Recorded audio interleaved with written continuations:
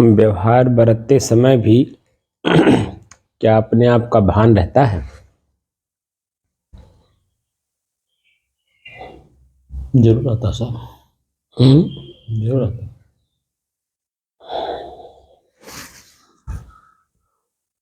कोई उदाहरण देके बताइए। अब जैसे कोई काम किया जाता है तो ये होता है कि मतलब मैं इसको कर रहा हूँ और मैं अपने हाथों के द्वारा इसको करवा रहा हूँ, इसको करवाने वाला मैं हूँ। जो भी काम करना, चाहे खेती काम करना, चाहे कोई काम करना है तो ये मेरे ही द्वारा का वो तो मतलब हो रहा है। इसका मतलब देखने वाला, इसको जानने वाला मैं ही हूँ। जो भी अच्छा बुरा जो भी काम होता है सब जानने वाला मैं ही हूँ।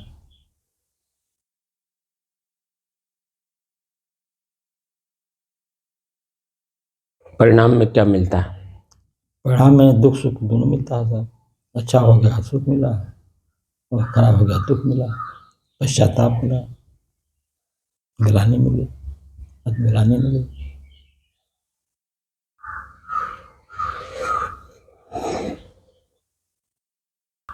हो गया।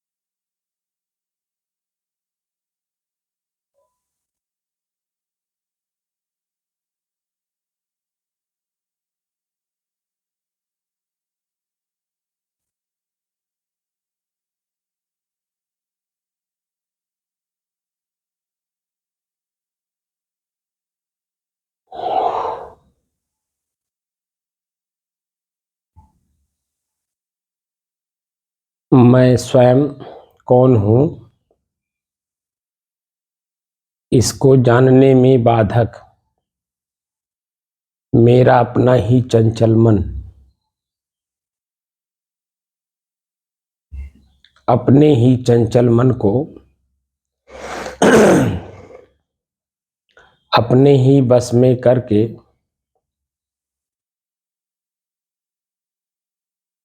स्वयं तक जाने की साधना करते करते आज 858 दिन हो गए।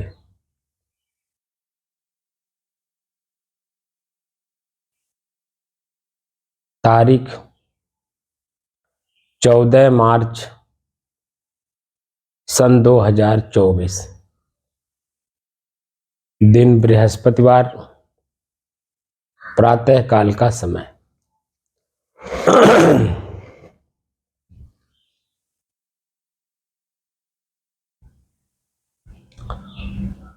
व्यवहार और परमार्थ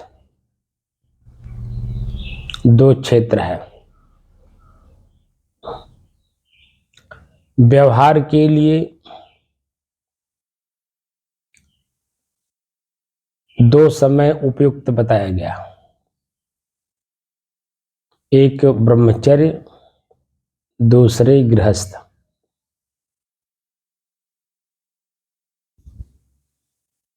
ब्रह्मचर्य में होता है कि शरीर, मन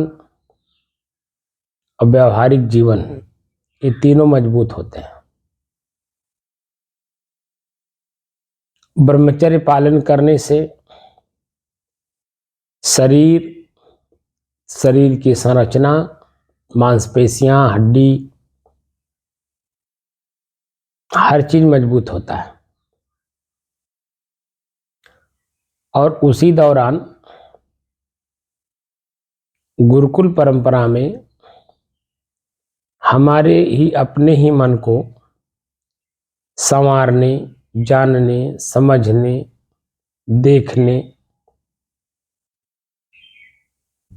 हर तरह से मन को मजबूत करने की दृष्टि मिलती है।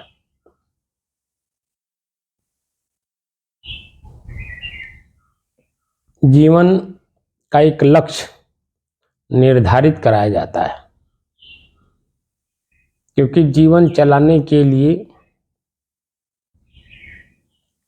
अर्थ की जरूरत होती है, और अर्थ स्वयं के द्वारा जब कमाया जाता है, स्वयं मतलब अपने ही स्वयं के शरीर से कमा करके, और स्वयं के शरीर को जब दिया जाता है, भोजन, अन्न, वस्त्र, मकान, तो सामाजिक दृष्टि से भी और आत्मिक दृष्टि से भी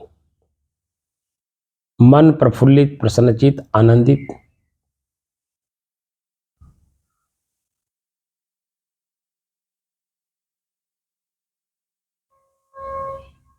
हमेशा इसी तरह से बना रहता है।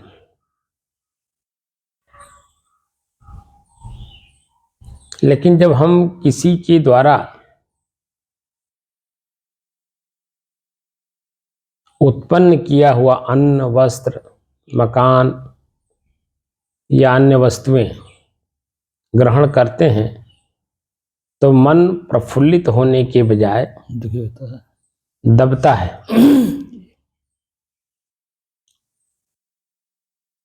उसकी अधीनस्थ प्रक्रिया को स्वीकार करता है, भौतिक रूप से, आत्मिक रूप से नहीं स्वीकार करता है।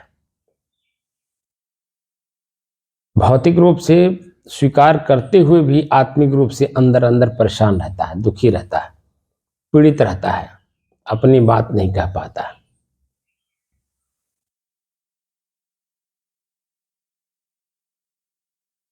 तो व्यावहारिकता का ज्ञान ब्रह्मचर्य और गृहस्थ जीवन में हमें मिलता है, लेकिन आत्मिक ज्ञान जो स्वयं मैं हूं, इसका बोध नहीं हो पाता, परंतु खोजता जरूर हूं। मैं पढ़ लिख करके योग्य हो जाऊं, शरीर से ताकतवर बन जाऊं, सामाजिक रूप से मैं बलवान हो जाऊं, ताकतवर हो जाऊं, मान प्रतिष्ठा हमें बार बार मिलती रहे, जहां भी जाऊं सम्मान मिले, लोग आदर दें, सत्कार करें, हमारा फूल माला पहनाएं, हमारी बात को सुने और हमारी बात को नज़रअंदाज ना करें, उस पर चलें। इस तरह की जो भावनाएं उत्पन्न होती हैं,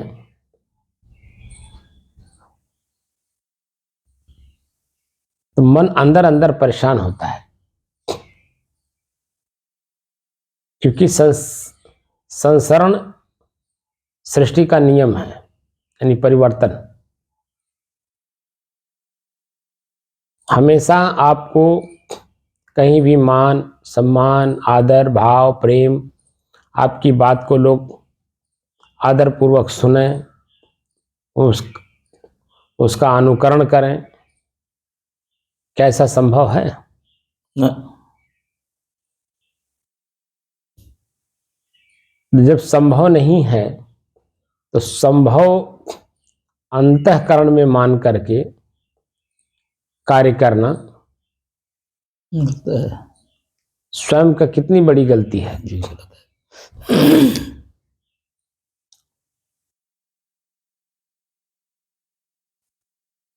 क्योंकि हम स्वयं अपने आप को जानते नहीं और प्रकृति के बारे में जानने का प्रयास नहीं करते। ये बातें आज से नहीं, मानव समाज जब से है, कब से है कह पाना संभव नहीं है।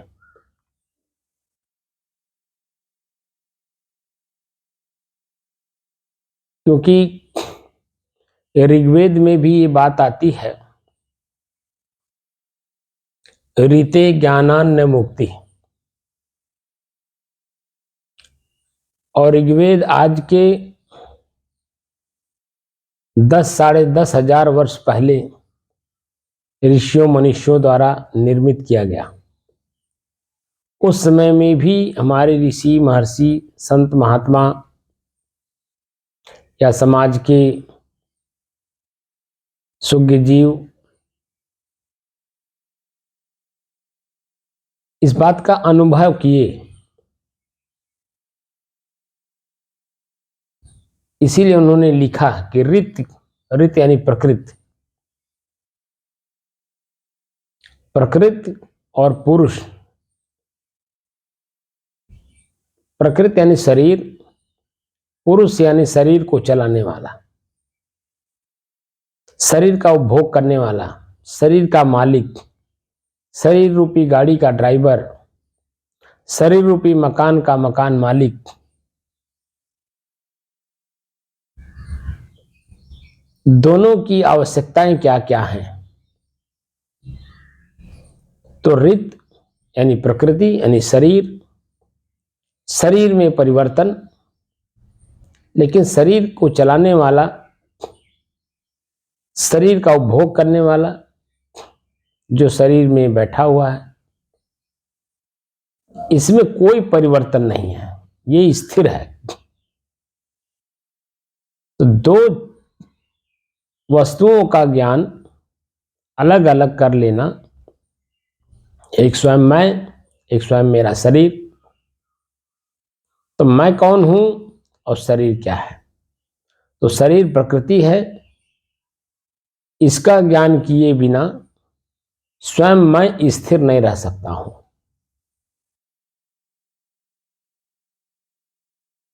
और स्वयं मैं स्थिर हूं, इसका बोध तब होता है जब हम प्रकृति और पुरुष यानी दृष्टा और दृश्य का अभ्यास करते हैं। शरीर हमारा दृश्य है, मैं इसका दृष्टा।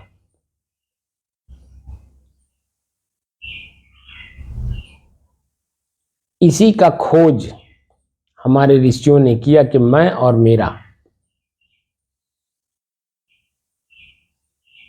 मैं और मेरे के ही अंतर में स्वयं का और प्रकृति का बोध होता है। प्रकृति दृश्य है, वो परिवर्तनशील है। मैं स्वयं दृष्टा हूं, साक्षी हूं, भोक्ता हूं। जिसको मैं खोज रहा हूं प्रकृति में, वो स्वयं मैं ही हूं, परंतु मैं स्वयं हूं इसका बोध नहीं है। इसलिए प्रकृति में क्षणिक सुख, जो 1 मिनट से लेके 1 जीवन तक का सुख मिलता है, लेकिन जब तक शरीर है तब तक जीवन है, और जब तक जीवन है तब तक प्रकृति का सुख है। लेकिन जब शरीर ही नहीं रहेगा तब कौन सा सुख है? जब इसका बोध होना शुरू हुआ कि शरीर के बाद भी मैं रहता हूं,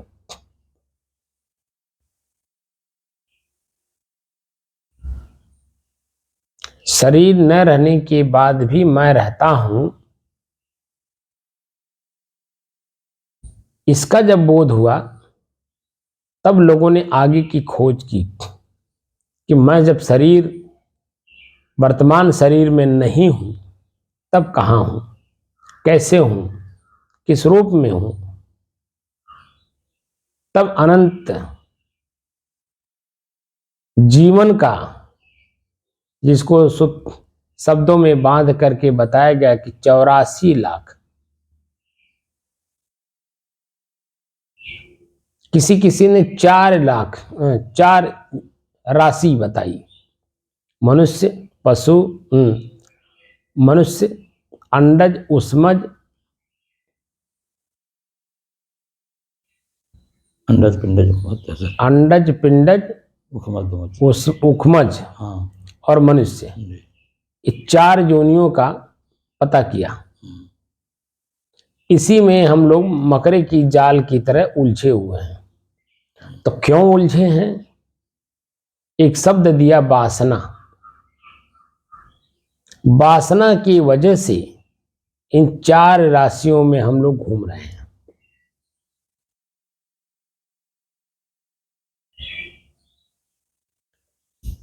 और अनंतों काल से इसी में हम लोग घूम रहे हैं। तो जब ऋषि रिसर्च कर रहे थे उस समय में परिवार में थे,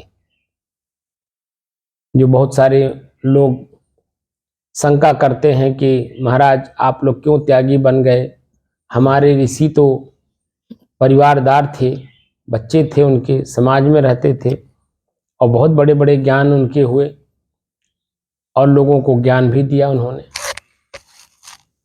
तो रिसर्च काल में हमारे अपने ही मनुष्यों ने परिवार में रहते हुए ही इसकी खोज की, और जब पाया कि वासना रूपी संसाधन के माध्यम से इन 4 राशियों में मैं भ्रमण कर रहा हूं, तो क्यों नहीं इसका परित्याग कर दिया जाए, क्योंकि मेरा भ्रमण करना बंद हो जाए, यानी जन्म मरण का जो चक्र है वो खत्म हो जाए। तो वहीं से संत परंपरा शुरू हुई। मन इंद्रिय शरीर को जो अपने बस में करके स्वयं अपने आप में स्थिर होकर शांत भाव में रहे, शरीर निर्वाह की वस्तुओं में ज्यादा आसक्त ना हो, जो जिस समय में प्राप्त हो उसे ग्रहण करते हुए शरीर निर्वाह करते हुए अपने जीवन को यापन करे, उसे संत कहते हैं।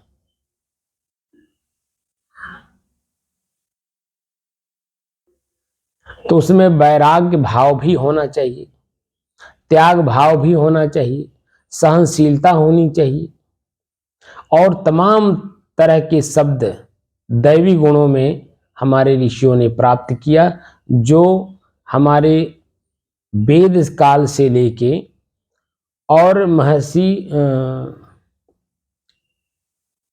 संत तुलसीदास तक जो बातें लिखी गई हैं ग्रंथों में, वो अंतःकरण की हमारे संसाधन हैं। दया, क्षमा, संतोष, धैर्य, विचार, विवेक, गुरु भक्ति, सब, नम्रता, कोमलता, जितने भी शब्द हमारे आध्यात्मिक हैं, उन संसाधनों में हमें रहना है। व्यवहार काल में उतावले में नहीं आना है। भूख लगा तो देखा जाता है कि चोरी क्यों करता है आदमी।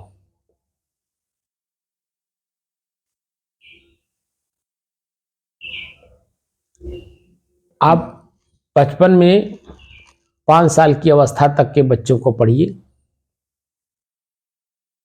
बड़े घरों में बच्चे, माता खिलाने के लिए तैयार रहती है, लेकिन बच्चा खाता नहीं, क्योंकि वो परिपूर्ण है, क्योंकि उसको बार बार खाने के लिए मिल रहा है। और एक सामान नहीं, कई सामान उसके सामने उपलब्ध है। मध्यम वर्ग में जाइए आप, तो समय समय से माताएं उनके भोजन कराती रहती हैं, इसीलिए उनके अंदर में किसी प्रकार की अन्य भावनाएं नहीं पैदा होती हैं। लेकिन जो गरीब तबके के लोग हैं, उनके परिवार में आप जाइए तो एक टाइम से लेकर दूसरे टाइम खाने का उनको स्वयं में लाला पड़ा रहता है। तो बच्चों को कैसे मेंटेन करें कि उनकी मनोवृत्तियां नहीं काम करती हैं। उस समय में बच्चे देखिए आप, रोटी के लिए भी आपस में लड़ जाते हैं, रोते हैं, बिलखते हैं। तमाम तरह की घटनाएं आप जरा पढ़िए समाज में जा करके, छोटे छोटे बच्चों में तो स्थितियां आती हैं। तो ये सब ऐसा क्यों हुआ और ऐसा क्यों हो रहा है? ये क्यों? उत्तम घर में बच्चे के लिए अनेकों प्रकार के संसाधन हैं भोजन करने के लिए। मध्यम वर्ग में है तो समय समय से मिल जाता है। निम्न वर्ग में आप जाइए तो वहाँ ऐसा क्यों है कि बच्चे चोरी करते हैं, नाना प्रकार के और कई कर्म कर देते हैं, जिनके कारण वो दुखी स्वयं तो रहते ही हैं, पूरे माता पिता परिवार समाज सबको दुखी किया रहते हैं। ऐसा क्यों? तो उसके लिए संसाधन दिया गया कि उदार बनिए, जो आपके पास है वो सबके लिए उपलब्ध है। प्रकृति में जैसे हवा है सबके लिए उपलब्ध है, पानी है सबके लिए उपलब्ध है, जमीन है सबके लिए उपलब्ध है, आकाश है सबके लिए उपलब्ध है। ऐसे जो आपके पास वस्तुएं हैं उन सभी वस्तुओं में सबका अधिकार है। इसकी खोज करते करते हमारे ही अपने ऋषियों ने पाया कि मुख के रास्ते जब हम अन्न पेट को देते हैं तो पेट देखिए पूरे शरीर के अंगों को समान रूप से उसका जो लाभ है खून सभी जगहों पे वो प्रवाहित करता है। वीर्य जो शरीर को ताकत देता है, बल देता है, मजबूती देता है, वो पूरी शरीर को देता है। और शरीर हमेशा हृष्ट पुष्ट ताकतवर सुंदर सुडौल मजबूत हर तरह से बना रहता है। इसी तरह से आप स्वयं को तो आप मजबूत बनाइए ही, परिवार समाज गांव देश हर व्यक्ति के साथ उठिए बैठिए बातचीत करिए, खाइए पीजिए खिलाइए। उससे समाज एक सुंदर समाज बनता है और ऐसा समाज देखने को भी मिलता है। तो व्यवहार काल में मैं स्वयं और व्यवहार दोनों का ज्ञान नहीं रह जाता है, इसीलिए व्यवहार को त्यागना पड़ता है। मैंने जो प्रश्न आपसे किया वो प्रश्न का उत्तर यही है कि चौथेपन में व्यवहार होना ही नहीं चाहिए। व्यवहार के लिए सिर्फ दो समय है, ब्रह्मचर्य यानी 25 साल तक और दूसरे 50 साल तक गृहस्थ जीवन। इतने में समाज का और मेरे का स्वयं का बोध हो जाता है। 40 साल के बाद आप देखिए हर व्यक्ति हर कर्म से अपने आप को बचाने की कोशिश करता है। भोजन भी करेगा तो संभल के करता है, नींद भी लेता है तो संभल के लेता है, चेतना में रहता है कितने घंटे में नींद लेना है, कब लेना है, कैसे लेना है, कपड़े पहनना है तो कहाँ पहनना है, कैसे पहनना है, किस रूप में पहनना है, हर तरह का ज्ञान हो जाता है। अपने ही शरीर के बारे में और शरीर जिस समाज में परिवार में जिस एरिया में गांव में देश में है उसका सबका बोध हो जाता है। इसलिए आप देखिए कहीं भी उतावलेपन में काम नहीं करता है 40 साल के बाद, लेकिन 40 साल के पहले जोश में होश रहती नहीं, इसलिए गलती पे गलती करता चला जाता है और वही एक गलती करते करते 40 साल की अवस्था के बाद स्वयं में बोध हो जाता है कि मुझे शरीर से ये काम नहीं करना है। तो शरीर के अंग हाथ से पैर से आंख से कान से नाक से जीभ से यानी शरीर के प्रत्येक अंगों को हम अपने में समेटने लगते हैं। आंख देखा भी कि मेरा कोई मेड़ काट रहा है या छांट रहा है या ध्वस्त कर रहा है, अपने खेत में मेरा खेत मिला रहा है, आंख देखते हुए भी जन्म वहां अनदेखा कर देता है क्योंकि उसे उसका परिणाम पता है। लेकिन वही 40 साल के पहले जोश में आकर के होश खो बैठता है तो नाना प्रकार के दुख दर्द पीड़ा अनेकों प्रकार के स्वयं भी लेता है तो समाज को भी देता है। तो ये बोध यानी 25 साल ब्रह्मचर्य का 25 साल गृहस्थ का, इसमें सब बोध हो जाता है। 25 साल जो हमारा वानप्रस्थ का बचता है, उसमें देखिए जो हम परिवार में रह के, समाज में रह के सब कुछ लिए रहते हैं, उन्हें हमें लौटाना होता है। तो लौटाने में हमें जो कष्ट होता है, पीड़ा होती है, उसको हमें अपने आप में समाहित करना होता है कि कोई भी सामान हम किसी को अगर दें तो उसमें आसक्ति न रह जाए, क्योंकि एक दिन अचानक छूटेगा। इसीलिए हम पहले से ही छोड़ें, त्यागें, और जिसका जो सामान है उसे हम लौटा दें, क्योंकि ये शरीर प्रकृति का है, प्रकृति एक दिन अचानक छीन लेगी। इसीलिए हम प्रकृति को छीनने के बजाय हम इसे धीरे धीरे लौटा दें। तो लौटाने का मूल मंत्र हुआ कि पानी पानी में मिल जाएगा, हवा हवा में मिल जाएगा, मिट्टी मिट्टी में मिल जाएगा। जो प्रकृति के सामान मेरे शरीर में हैं, ये सामान लौटाते समय शरीर को कष्ट ना हो, मन को पीड़ा ना दे, आत्मग्लानि और दुख ना हो।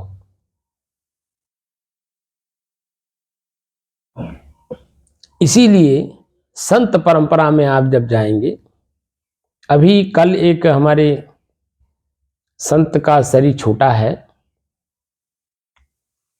उस शरीर में असहनीय पीड़ा होने के बाद भी लेखक जो व्हाट्सएप पे हमें मैसेज मिला, जिन लोगों ने भेजा है, उन लोगों ने जो उनके साथ रह करके जीवन का अनुभव किया, उन्होंने लिखा कि असहनीय वेदना होते हुए भी शरीर में वह किसी से मिलते थे, ये महसूस ही नहीं होने देते थे कि शरीर में दर्द है, पीड़ा है।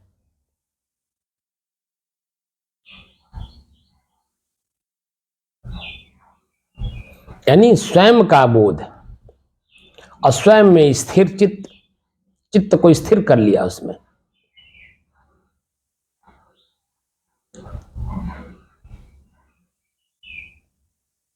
और अपनी स्थिरता का बोध होने से शरीर में आनंद है, प्रसन्नता है या क्या है, उससे कोई फर्क नहीं पड़ता है। दर्द है, पीड़ा है, असहनीय वेदना हो रही है, वेदना माने कष्ट होता है, असहनीय कष्ट होते हुए भी, जैसे वर्तमान समय में हमारे वृंदावन में एक संत है प्रेमानंद जी महाराज, ये तो विश्वविख्यात हो गए हैं, आप सहज उनको अनुभव कर सकते हैं।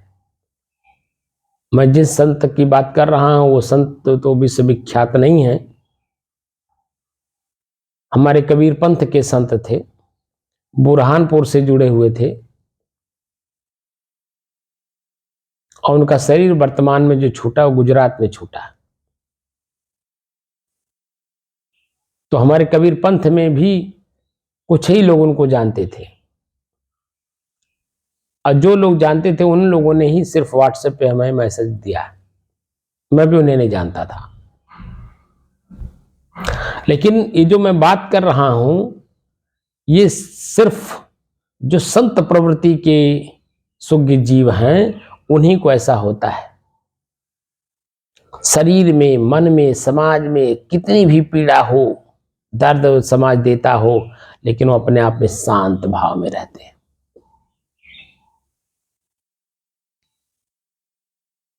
क्योंकि उन्हें प्रकृति और स्वयं का ज्ञान हो गया। तो प्रकृति में शरीर, शरीर में कुछ भी हो सकता है, हम स्वयं अपने आप में स्थिर हैं, ये हमारा सबसे बड़ा ज्ञान है। जब हम शरीर को छोड़ेंगे, शरीर छोड़ते समय हमें पीड़ा नहीं होगी, हमें स्वयं में पीड़ा नहीं होगी, शरीर में पीड़ा होगी, लेकिन मुझे इसका एहसास नहीं होगा, क्योंकि हम पहले से तैयारी कर रखे हैं। यानी सहनशील बन गए हैं, सहन करने की क्षमता हम बढ़ा लिए हैं। अरे हम इसकी क्या जिक्र करें, अब वर्तमान में आप देखिए, जिस समय में मैं साधना में बैठा रहा था,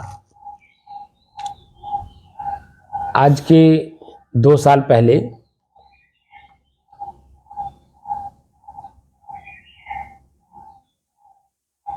पाँच नवंबर सन 2021 है ना, जी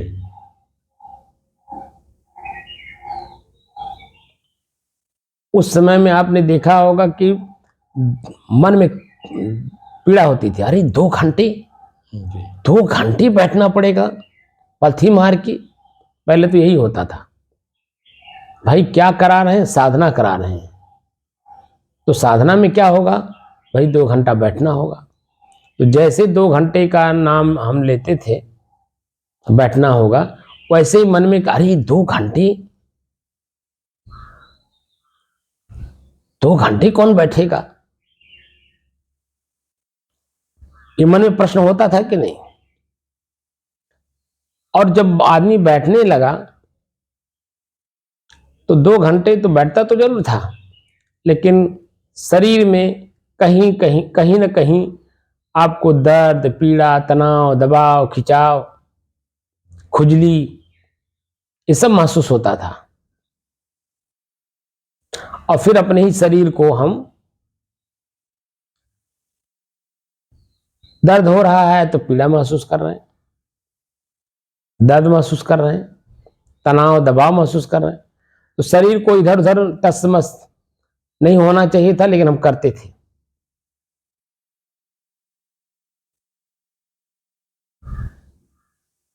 शरीर को मैं मान करके उथल पुथल होते रहते थे। लेकिन धीरे धीरे धीरे धीरे धीरे धीरे आज 858 दिन में आप देख रहे होंगे, शरीर और मैं, शरीर अब एकदम स्थिर है। जी वही शरीर पहले भी था, वही पैर, वही हाथ, वही बैठना, नसें दबना, मांसपेशियां दबना, तनाव, खिंचाव, दबाव, वही पहले जो था वो आज भी है, ऐसा नहीं है कि नहीं है।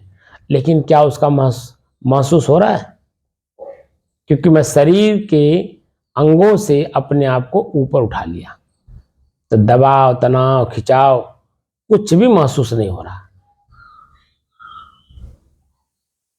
और स्वयं मैं शांत भाव से बना हूं अपने आप में। और शरीर से ऊपर उठ करके हम लोग चर्चा कर रहे हैं, और जो चर्चा हो रही है वो समझ में भी बात आ रही है, क्योंकि मन सुनने में लगा हुआ है और मेरा मन बोलने में लगा हुआ है, यानी कुछ नई चीजें देने में लगा है, और आपका मन उसको। तो शरीर में क्या हो रहा है, किस अंग में क्या हो रहा है, कुछ ज्ञान है, क्योंकि हम अपने आप को शरीर से ऊपर उठा अलग कर लिए हैं।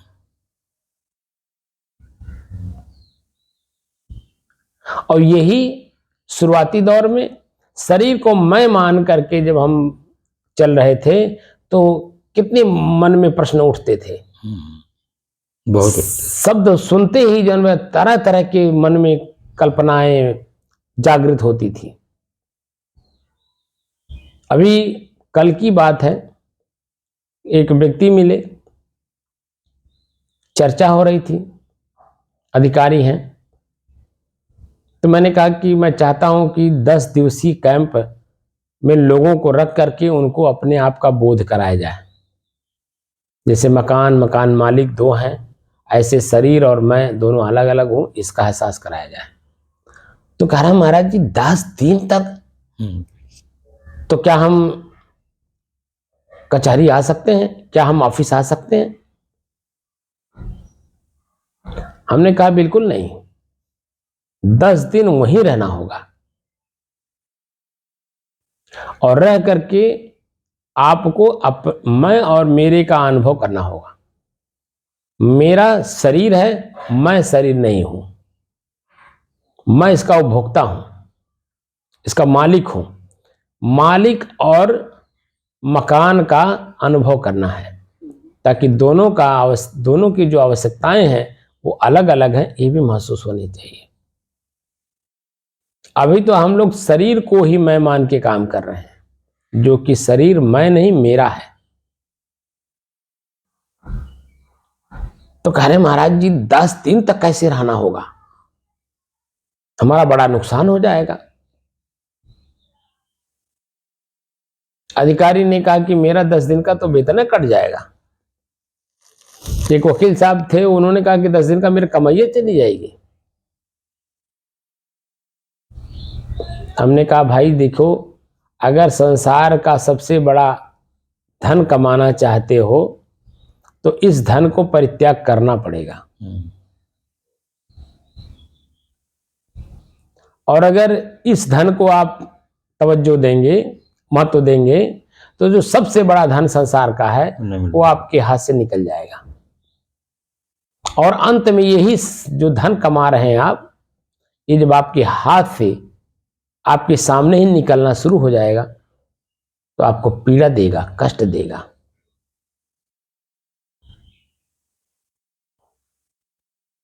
और यही शरीर छोड़ते समय कष्ट लेकर के आप जाएंगे, और जिस जोनी में जाएंगे वहां स्वयं तो कष्टित रहेंगे ही, वहां जिस मां के द्वारा पैदा होंगे उसको भी कष्ट देंगे। जिस पिता के द्वारा पैदा करके आपके लिए कष्ट सह करके ठंडी गर्मी बरसात भूख प्यास मान अपमान सहन करके आपको शरीर निर्वाह की वस्तुएं उपलब्ध कराने में लगा होगा, उसको भी कष्ट देंगे।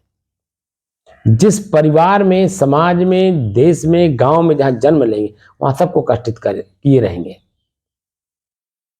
इसलिए पीड़ा लेकर के मत जाइए, नहीं तो पीड़ा में ही आपका पूरा मानव शरीर छोड़ने के बाद अब पुनः मानव शरीर में आने तक पीड़ा रहेगा।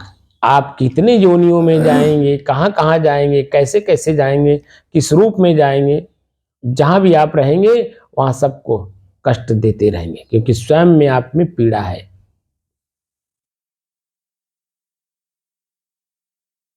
लेकिन इतनी बड़ी बात उनके समझ कहां नहीं, क्योंकि दिन रात उन्होंने अपने शरीर को ही और अपने कर्म को ही महत्व दे रखा है। इसलिए उनके समझ से तो ये परे था। लेकिन जो लोग थोड़ा सा भी पूर्व जन्म का संस्कार लिए हुए हैं, थोड़ा बहुत भी, और न भी पूर्व जन्म का हो, इसी जन्म में माता पिता के द्वारा प्रदत्त धर्म का कुछ भी आचरण अगर किया होगा तो उसकी समझ थोड़ी बहुत आएगी, पूरी नहीं आएगी, थोड़ी बहुत आएगी। क्योंकि यह मैं और मेरे का अंतर, जिसको उपनिषद कहता है कि आत्मा वा अरे द्रष्टव्य श्रोतव्य मंतव्य निधिध्यास्तव्य, आत्मा ही स्वयं देखने सुनने मनन करने और निधिध्यासन करने योग्य है। लेकिन इसके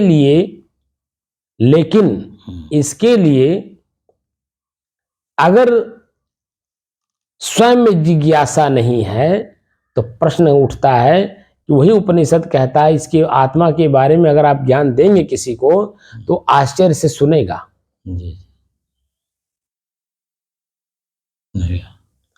तमाम तरह की प्रश्न उसके मन में उठेंगे, ये क्या बोल रहे हैं, क्यों बोल रहे हैं, किस लिए बोल रहे हैं, इनका क्या स्वार्थ है उसमें, क्योंकि वो उसी में चीनी पानी की तरह घुला मिला है। इसलिए वही चीज वो समझेगा जो वह जहां पर है, और आप वहां है नहीं, आप तो उससे ऊपर उठ गए हैं। चर्चा उससे ऊपर की करेंगे और उसके ऊपर की चर्चा उसके पल्ले पड़ना नहीं।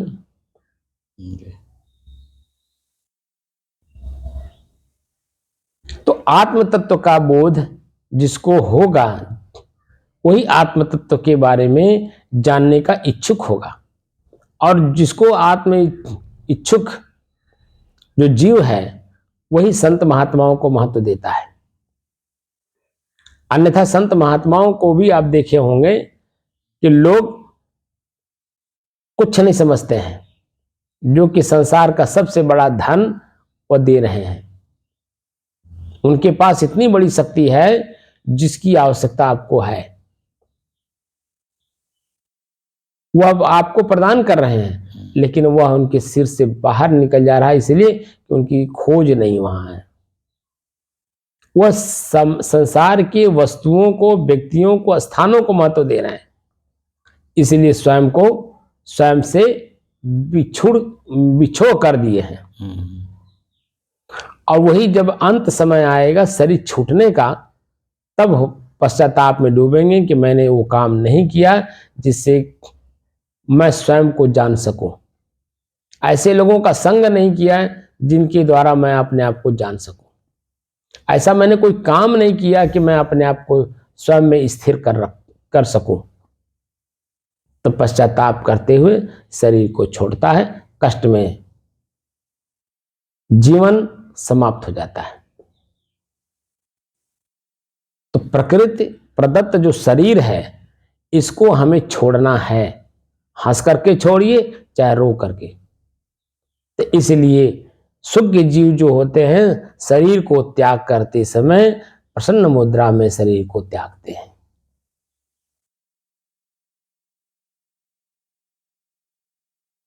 ताकि मैं जहां जाऊं वहां लोगों को कष्ट ना दूं, मेरे द्वारा किसी को कष्ट ना हो।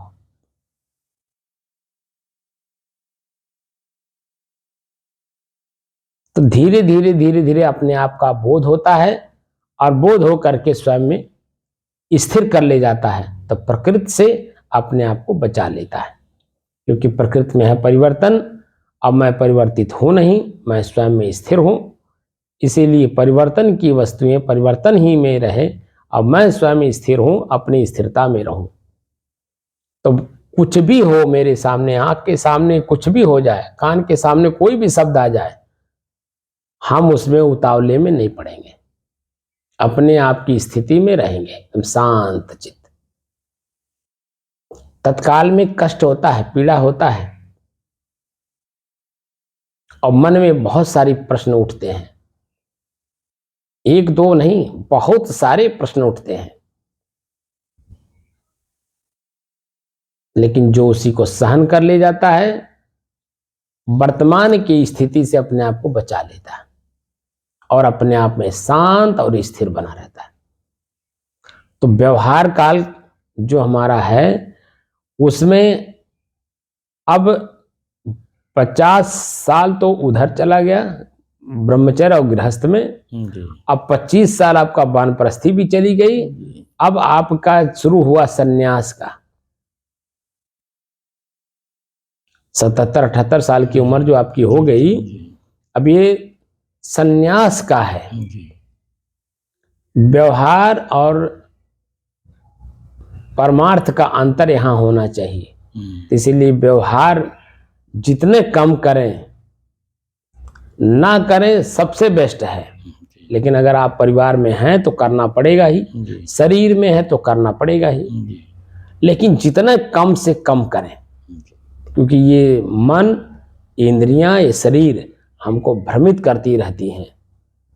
क्षण मात्र के लिए ज्ञान जरूर होता है, लेकिन ये ज्ञान किसी काम का नहीं होता है, क्योंकि ये जो व्यवहार है ये हमारे ऊपर हावी है, यानी प्रकृति हमारे ऊपर हावी है। इसीलिए हमें अपने में मिला ले जाती है, दुख सुख का अनुभव करा देती है। जो आपने कहा ना पश्चाताप कराती है, आत्मग्लानि कराती है, वो हावी हो गई। मैं प्रकृति पे हावी नहीं हो पाया हूं, इसलिए इनमें, ये तो आम आदमी भी कर रहा है, तो मेरे में और आम आदमी में क्या अंतर रह गया? बोलिए आप जहां कल गए थे, अगर वो काम हो गया होगा, मन प्रसन्न हो गया होगा, इतने बात होगी। नहीं हुआ होगा तो तरह तरह के मन में प्रश्न उठ रहे होंगे। तो ये तो आप जो आम आदमी है और आप खास आदमी आध्यात्मिक हो, साधना कर रहे हो, तो दोनों में क्या फर्क रहा? कोई फर्क रहा? न- अब देखिए, लेकिन साहब चिंता मुझे लगी थी, क्या करें हम। मैं ये नहीं कह रहा हूं, जी, चिंता तो इसलिए चिंता से क्या होता है? चिंता से आप जहां रहेंगे वहां वर्तमान में रह ही नहीं पाएंगे। तो जब वर्तमान में जहां आप हैं वहां नहीं रहेंगे तो जो बात मुंह से निकल रही है आपको क्या मालूम है कि मैं क्या निकालना अपने मुंह से?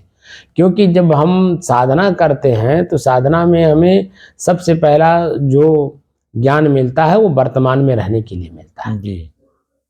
तो वर्तमान में आप रहेंगे ही नहीं तो चिंता करके क्या करेंगे? वर्तमान में परमार्थ आपको क्या देता है? वर्तमान में रहने की कला। हाँ जी। तो वर्तमान में नहीं है तो चिंता करके क्या करेंगे? तो आम आदमी में और आप में क्या अंतर है बताइए? जी।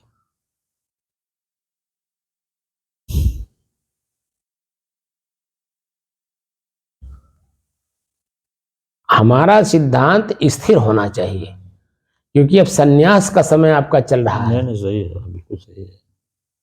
अब तक जो कुछ हो चुका है उसी को तो आप भुनाने, अभी भुनाते भुनाते कितने जन्म जाना पड़ेगा। जी। और जो अभी आत्मबोध हो रहा है इसको प्राप्त करने के बाद भी अगर आप व्यवहार में जाते हैं तो ये आपकी अपनी गलती मानी जाएगी। यानी अभी भी पर्सनल गलती मानी जाएगी। शरीर में, परिवार में, समाज में आसक्त हैं। और तो आप ही लोग कहानी कहते हो ना, तमाशा घुस के देख है कैसे है, तो वो वाली हाल है आपका। नाना कष्ट सह रहे हैं, सुख दुख देख रहे हैं, मैं अपने स्वयं का अनुभव करा रहा हूं और स्वयं में जाने के लिए बिना संन्यास धारण किए आप ये कहिए कि मैं अपने आप में जा सकूं तो नहीं होगा, संभव ही नहीं है। जी जी। जो कि आपका पूर्ण समय इस समय वर्तमान में संन्यास का चल रहा है और उसके बाद भी आप व्यवहार काल में जा रहे हैं तो आम आदमी में और आप खास आदमी बनने में कोई अंतर नहीं रह जाएगा। तो इस ज्ञान का और उस व्यवहार का समन्वय जब तक आप नहीं करेंगे तब तक अंतर ढूंढ नहीं पाएंगे और फिर उसी में उलझते जाएंगे, पहले जो उलझन थी। और ये मत मानिए कि हमारे बड़े प्रिय और खास हैं, कोई नहीं साहब, कौन प्रिय कौन खास, लेकिन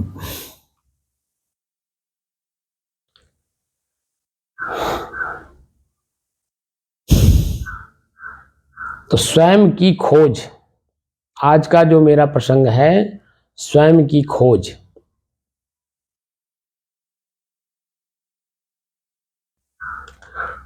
बचपन से लेकर के और अब तक जो दृश्य आपने देखा है, चाहे आंख से, चाहे कान से, चाहे नाक से, चाहे जीभ से, चाहे पैर से चल करके, चाहे हाथ से कुछ दे ले करके, ये सब दृश्य ही था। जी। क्या उसमें आप संतुष्ट हुए? क्या आगे भी करने से क्या हम संतुष्ट होंगे? ना। जब मैं उन सब दृश्यों से अलग हूं, उनका उपभोक्ता हूं, उनका मालिक हूं, जी। मैं स्वयं कर्मकार हूं, कर्म करने में मैं स्वतंत्र हूं, परिणाम में स्वतंत्र नहीं हूं, लेकिन कर्म करने में स्वतंत्र हूं। जी। तो कर्म करके जो हमने परिणाम पाया उसमें हमारी कोई स्थिरता रही, कोई शांति मिली, सुख मिला, आनंद मिला? पश्चाताप, दुख, आत्मग्लानि के अलावा कुछ नहीं मिला। और जो शेष जीवन बचा हुआ है इसमें हम गंभीर नहीं हैं। जो शेष जीवन बचा हुआ है जी। इसमें हम गंभीर नहीं हैं और हमारी गंभीरता दिखाई नहीं देती।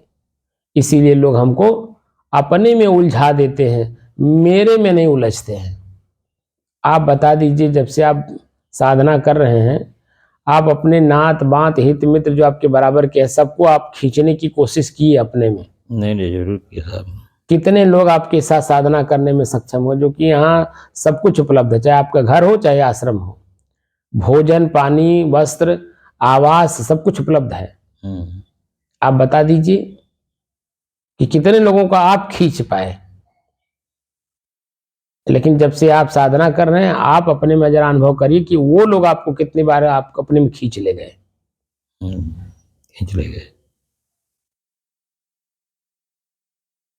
किसी की मरनी पड़ गई, कोई बीमार पड़ गया, किसी की लड़की की दिखाई करना है, किसी के लड़के की दिखाई करना है, किसी की शादी हो रही है, तो आपको खींच ले गए कि नहीं खींच ले गए? खींच ले गए सर। और आप में कितने लोग खींचे हुए आए, आप बताइए। जो कि आपका जो समय चल रहा पूर्ण संन्यास का चल रहा है, सही है। जो कि आपको उन्हें खींचना चाहिए, लेकिन वो आपको ही खींच ले गए। तो बस खाली चिंता करने से बात नहीं बनती। चिंता मुक्त होने के लिए हम लोग साधना कर रहे हैं। हम चाहे जहां रहें चिंता मुक्त रहें, क्योंकि शरीर कहीं भी हमसे बिछुड़ सकती है। जी। क्या आपको मालूम है कि मेरा शरीर यहीं यहीं छूटेगा? कोई पता किसी को नहीं, कोई पता है। तब जब किसी को नहीं मालूम है तो आपको कहाँ मालूम? कैसे पता होगा, कैसे छूटेगा, कहाँ छूटेगा, कोई पता किसी को नहीं है। तो इसीलिए वर्तमान में रहिए। चिंता मुक्त जीवन ही आपका असली जीवन होगा।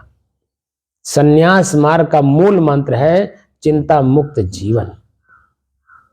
तो जब चिंता है तो फिर किस बात का? हम जो साधना करा रहे हैं वो चिंता मुक्त होने की, वर्तमान में रहने की। 24 घंटे में 1 सेकेंड भी आप अपने से बिछुड़िए नहीं, क्योंकि ये शरीर कब बिछुड़ जाएगा और कब पीड़ा दे जाएगा कोई पता नहीं। इसलिए 24 घंटे में 1 सेकेंड के लिए भी अपने आप से अलग मत होइए। और जैसे आप अपने से अलग हुए तो वही जो आम आदमी का हो रहा है वो आपके साथ हो जाएगा, और ये प्रकृति अपने में ले जाकर के आपको कहाँ पटकेगी कोई पता नहीं, किस जोनी में पटकेगी कोई पता नहीं। क्योंकि कर्म का जो सिद्धांत है, जो आप जिसके साथ दिए लिए हैं, किए हुए हैं, वहीं जा करके आपको ले पटकेगी। जी। इसलिए साधना का जो परिपक्वता है वो अपनी स्थिरता का है। लोगों में डर होना चाहिए कि भाई साधना कर रहे हैं, साधक हैं, उनके अंदर में ये बात कैसे आप बैठाएंगे कि मैं साधक हूं, साधना करता हूं। स्वयं का बोध हुआ। अभी तक तो मैं शब्द जाल में उलझ करके नाना प्रकार का कष्ट सहा, पारिवारिक, सामाजिक, आर्थिक, शारीरिक, मानसिक, हर तरह से तो कष्ट सहता रहा। कहीं आप बता दीजिए आपको छाया मिला हो, शांति मिला हो, सुख मिला हो? अब अगर संत के सानिध्य में जा करके स्वयं का बोध हुआ तो अब कम से कम हम शांति ले लें। हम स्वयं सुख का सागर हैं, हम बाहर भी व्यक्तियों में, स्थानों में, वस्तुओं में ढूंढ रहे हैं, और जो कि उसमें कोई सुख है नहीं। वो तो नया 9 दिन का और पुराना 100 दिन का, ये हाल है। हम 9 दिन के लिए परेशान हैं, और जो 100 दिन के लिए मेरे पास उपलब्ध है उसके लिए हम जरा सा भी चिंता नहीं करते। स्वयं मैं 24 घंटे के लिए अपने आप के साथ हूं, और नया नया तरोताजा हूं, और नए नए के लिए बाहर में ढूंढ रहा हूं। मकान बन जाए, वो रंग रोगन, वो मकान कितने दिन ठहरेगा? मटेरियल के हिसाब से इंजीनियर बता सकता है।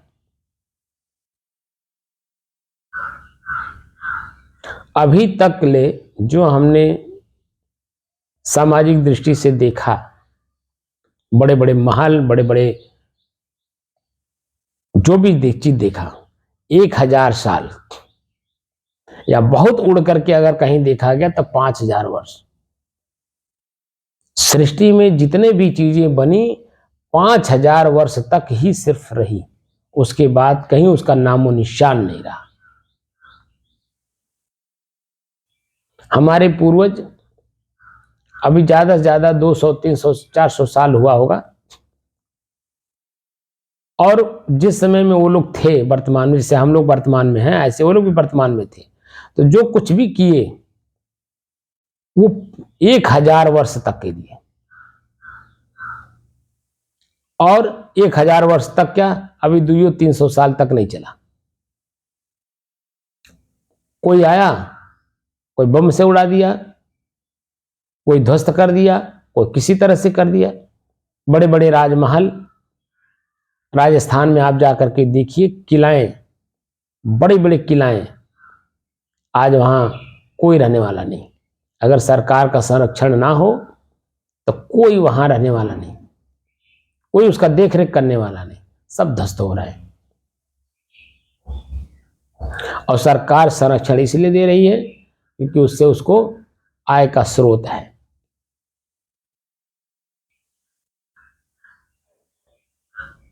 पूर्वजों की धरोहर दिखा दिखा करके आय का स्रोत बनाए हैं।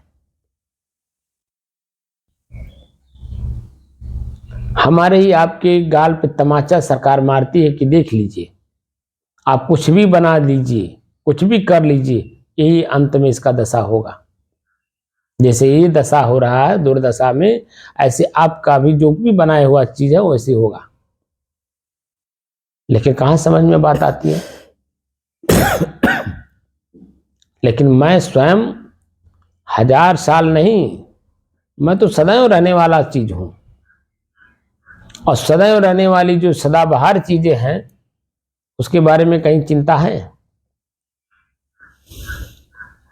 लेकिन जो क्षणिक चीजें हैं उसमें हमारी चिंता जरूर है।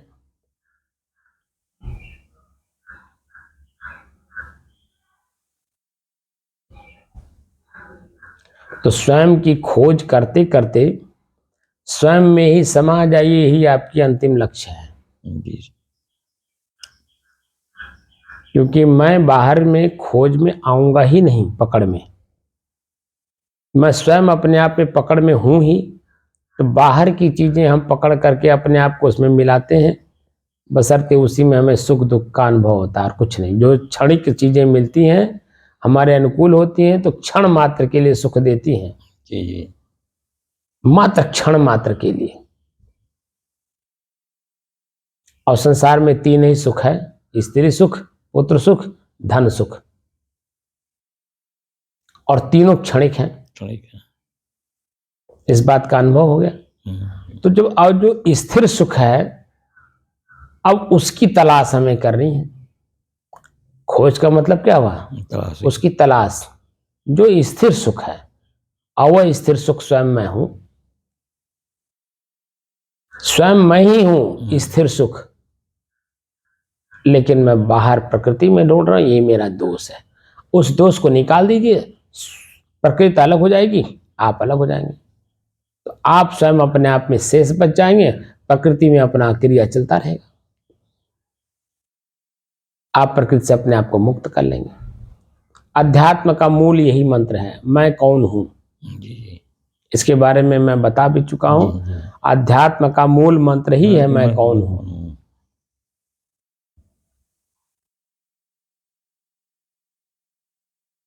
तो मैं शुद्ध शांत स्वरूप स्वयं में हूं। मुझे बाहर की किसी वस्तु में सुख शांति नहीं मिलेगा, क्योंकि मैं स्वयं हूं। ये मेरा मन मुझे भ्रमित करता है कि इसमें सुख है, इसमें सुख है, इसमें सुख है। आप भ्रम खाली मिटा दीजिए, स्वयं से बच जाइए।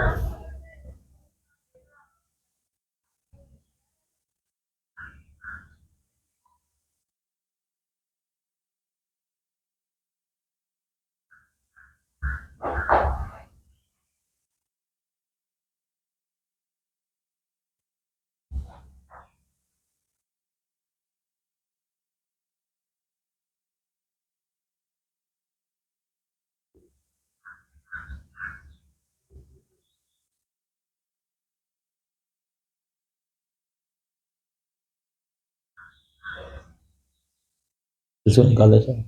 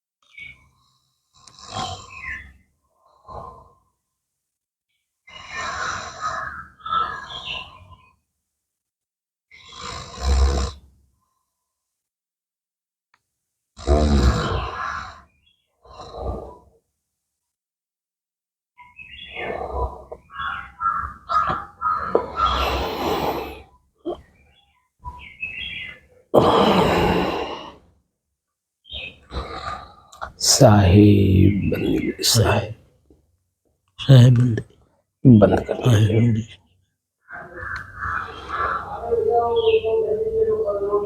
वो बात कुछ समझ में आई जी कि व्यवहार का समय आपका खत्म हो गया है। खत्म हो गया साहब। अब व्यवहार का अगर आप करते हैं तो आपका व्यक्तिगत क्या माना जाएगा? व्यक्तिगत दोष मानिए चाहे गलती मानिए चाहे मानिए समता। नहीं तो हमारे मानने से कुछ नहीं होता है। प्रकृति का आपको कहाँ ले जाएगी? प्रश्न ये है ना, प्रकृति आपको ले जाएगी। हमारे मानने न मानने से नहीं होता है। नहीं आप हिंदी में हम तो मान लीजिए क्षमा भी कर देंगे, हमारे को क्या है, मैंने आप लेकिन मैं अपने लिए प्रकृति नहीं ना क्षमा करेगी। प्रकृति क्षमा करें। इसलिए अपने आप को समझिए, अपने आप में ही स्थिर रहिए और जितना व्यवहार कम करिए उतने आपके लिए फायदेमंद है। बिल्कुल सही। साहिब बंदगी साहिब।